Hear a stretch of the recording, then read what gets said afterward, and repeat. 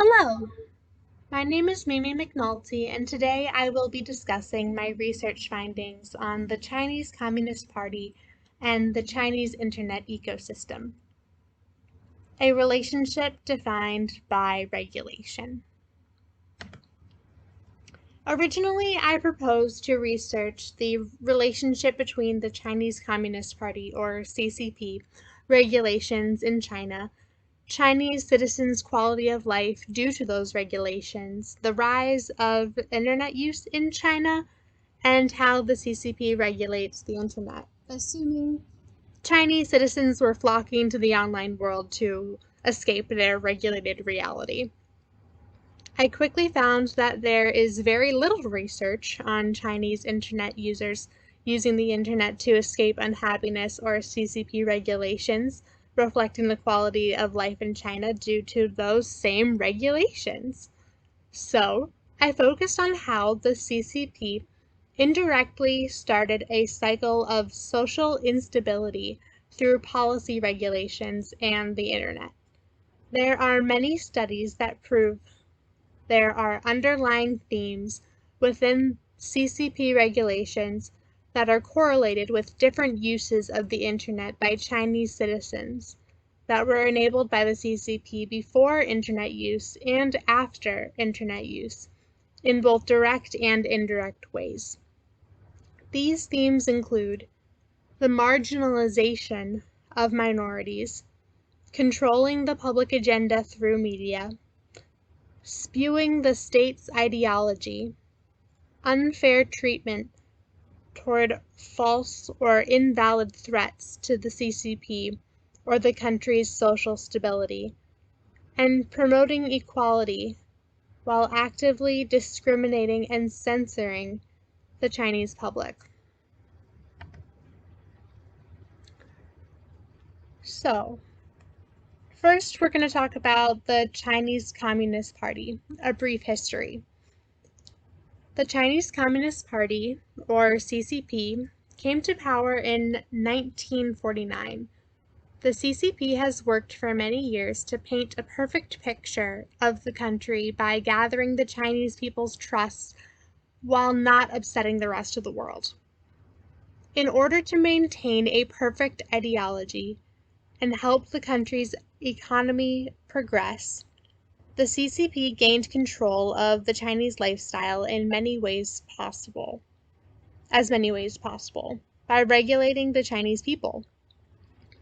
The party claims they practice socialism with Chinese characteristics.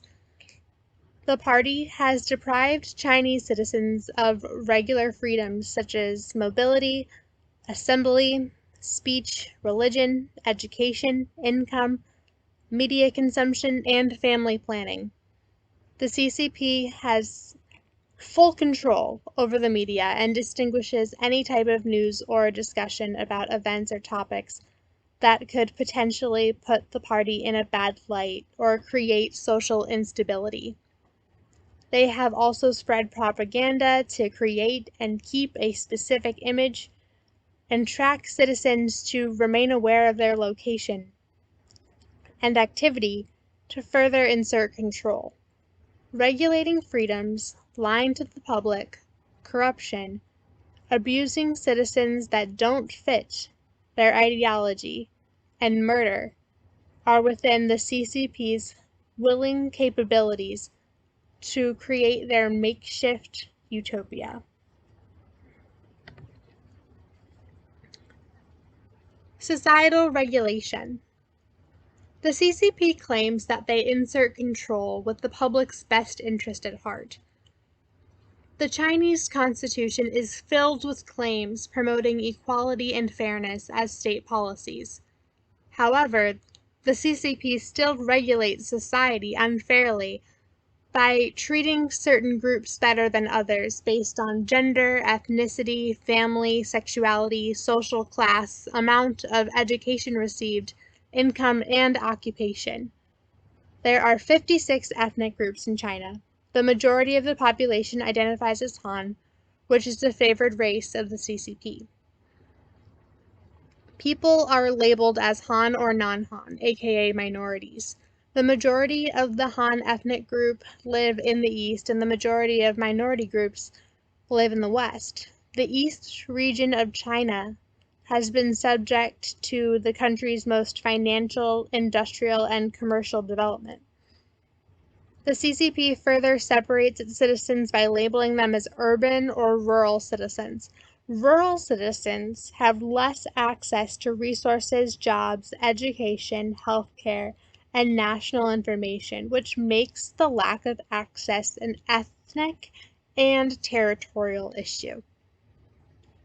The CCP has legalized 5 religions: Protestant Christianity, Catholicism, Buddhism, Islam, and Taoism, but the country's official religion is atheism.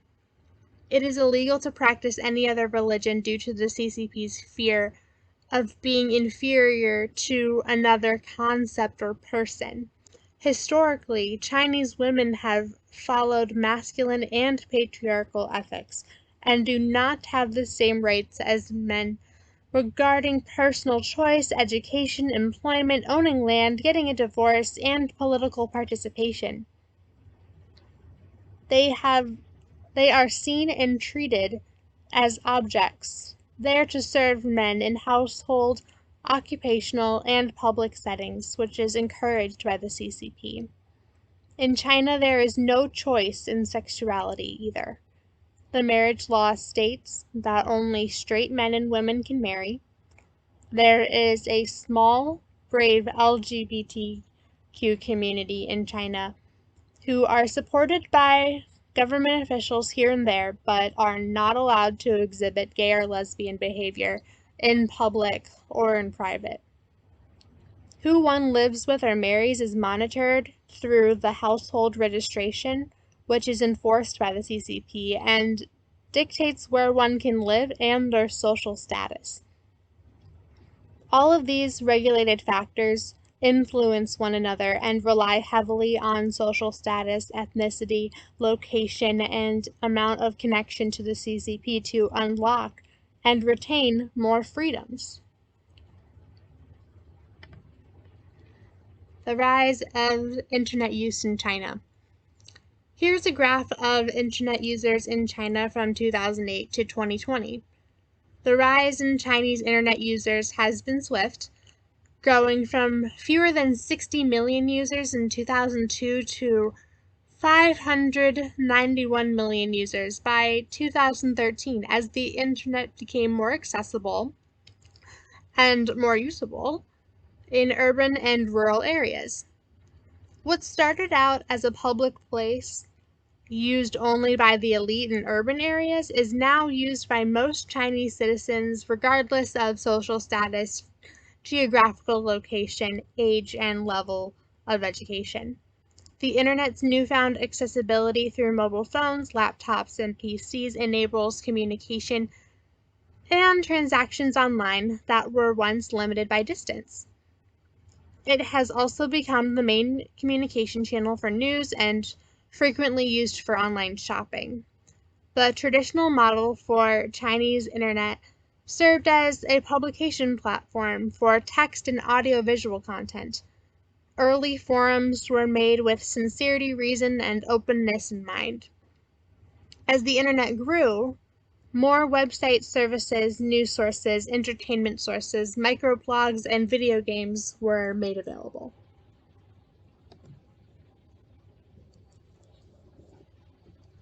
The Chinese internet ecosystem.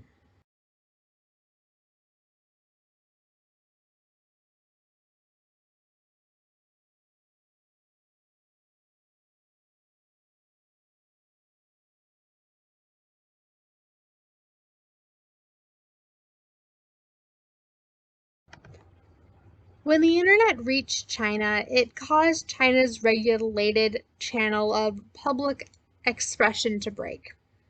For the internet's entirety, the CCP has been trying to gain control of the platform. They started by using traditional media regulation policies, but internet regulators were outsourced to internet operators as the internet grew. In response to inconsistent CCP regulations online, Chinese citizens soon took the freedom of the internet too far and rebranded the Chinese internet as an online Dazi based off the posters that communicated secret messages to the public by the public about state-regulated topics and political discussion during the country's cultural revolution with different symbols and writings. Social media enabled the practice of users publishing unethical messages and personal attacks targeted at societal wrongdoers and government officials. The medium was used to spread rumors, expose infidelity, express hatred for the wealthy, and much more slander.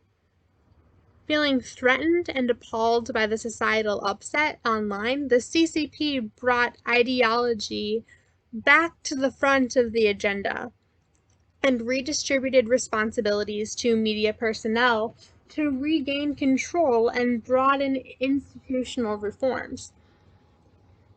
All online communication channels, companies, internet access venues, news sources, internet providers, and published content had to be licensed.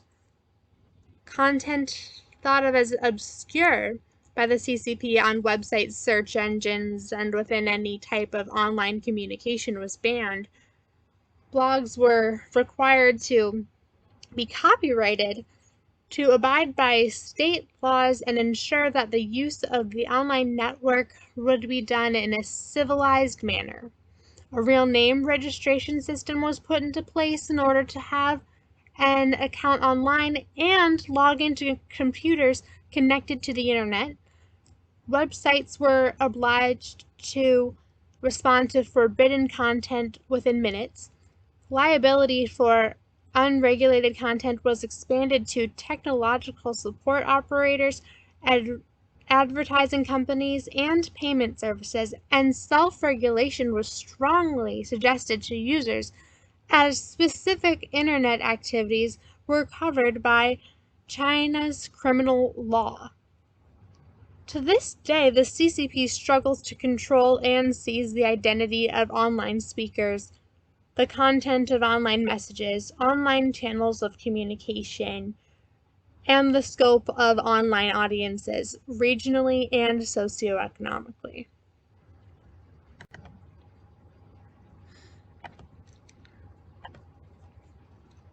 Direct causation. We know that the CCP has been regulating almost every aspect of each Chinese citizen's lifestyle. In response to being regulated and censored in real life, certain groups of people in China felt compelled to live their lives on the internet to escape the marginalization of CCP.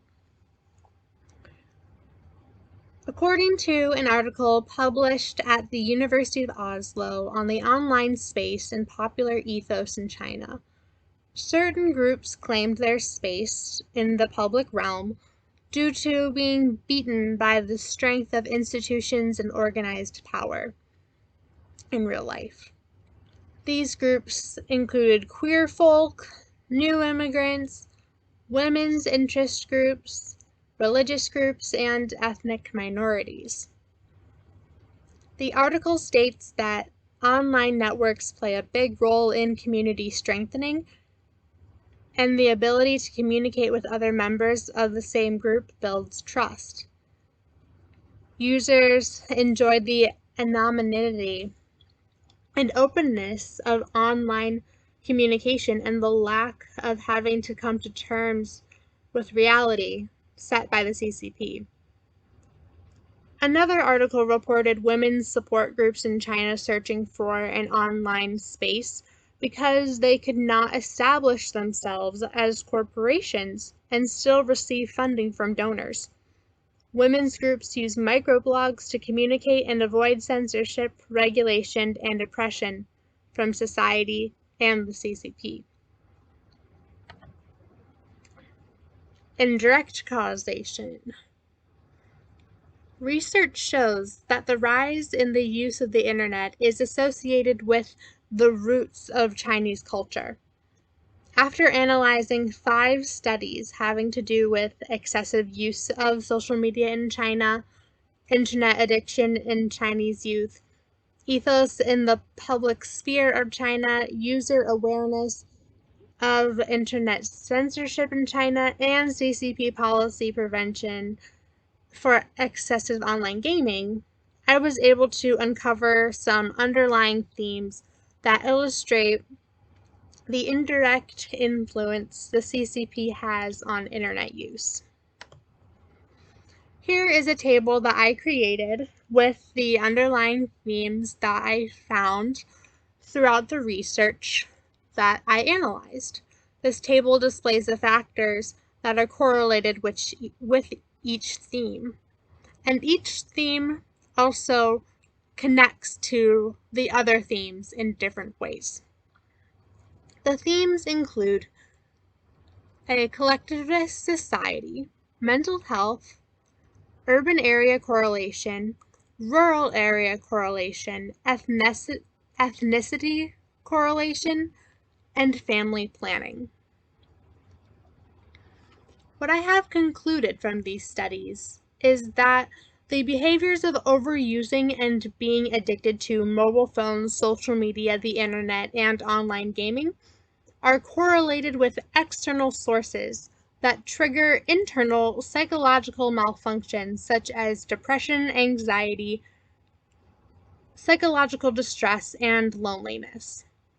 Research shows that these addictions are also signs of diminished real-life social interaction skills, and that those who lack those skills find greater control over an online environment and better regulate online behavior.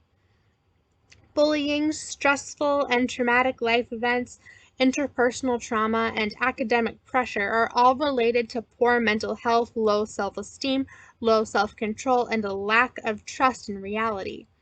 Real-life factors controlled by the CCP, such as children being left behind by their parents, the marginalization of minority groups, household registration, the one-child policy, and offering specific life benefits based on a citizen's ethnicity, such as educational opportunities and internet access, are all correlated with the struggles I mentioned before. Children and adults in China who have experienced hardship are likely to develop anxiety and correlate social interaction and regulation with the production of negative emotions, instigating the action of seeking out connection online to forget a harmful reality created by the CCP. In other instances, too many benefits can lead to escaping reality on the internet as well. In those cases, children who come from one-child households can feel academic pressure and extra stress from parents. One study shows that kids with poor parental relationships are more likely to indulge in the internet, and that males who belong to the Han ethnic group are more likely to become addicted to the internet due to the amount of access they have to it. The double-edged sword. As you can see, the creation and use of the Chinese internet has been influenced by much more than regulatory policies and patterns of privileged speech. Chinese culture that has been soaked in CCP ideology is embedded in every nook and cranny of the Chinese internet. The CCP has acted like traditional bullies by invading the minds of Chinese citizens and implanting anxiety and a lost sense of self to further ensure party idolization. State ownership determines the culture scope of the Chinese web, and as a result, it has been reduced from a public place to an internal place.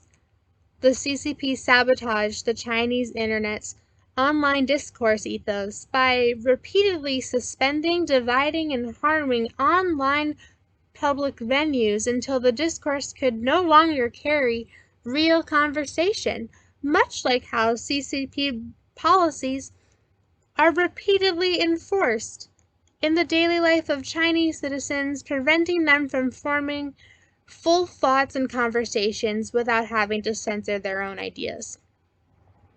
The intense regulation of the internet enforced by the CCP upset those who enjoyed their newfound freedom, which has now affected Chinese internet users' willingness to participate in complying with the CCP online. Researchers from the University of Adelaide reported that they found the CCP's focus on restriction, censorship, and discourse shutdowns as prevention tactics to keep control of the internet's use to be counterproductive, given the loopholes and enablers already embedded in Chinese culture by CCP regulations.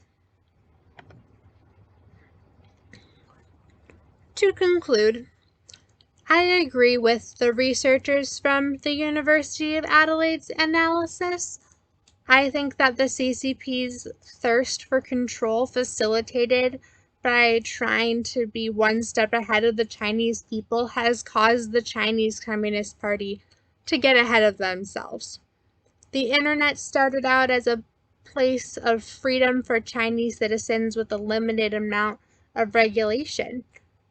In response to being regulated, users developed unhealthy habits, trying to escape their controlled environments by divulging into the internet, but were met with an increased amount of censorship and regulation, and a lot more risk correlated with the CCP. Through their policies, the CCP orders that speech is a privilege, and that the privilege will be given depending on the identity of the speaker, the content of the message, the platform of publication, and the scope of the audience. Anything else pertaining to the CCP and anything else pertaining to the CCP's framework. The CCP have set themselves up for failure by over-regulating Chinese society. My research proves that the CCP has upset the natural order of communication discourses, online and in person, through direct and indirect regulation, causing Chinese citizens to escape everyday life through internet use. This cycle has been recognized by Chinese society, who no longer rely on the CCP to represent them, because the CCP has shown that they are not to be trusted through societal division, overregulation, propaganda, and the belittlement of anything that does not align with party ideology. Thank you very much.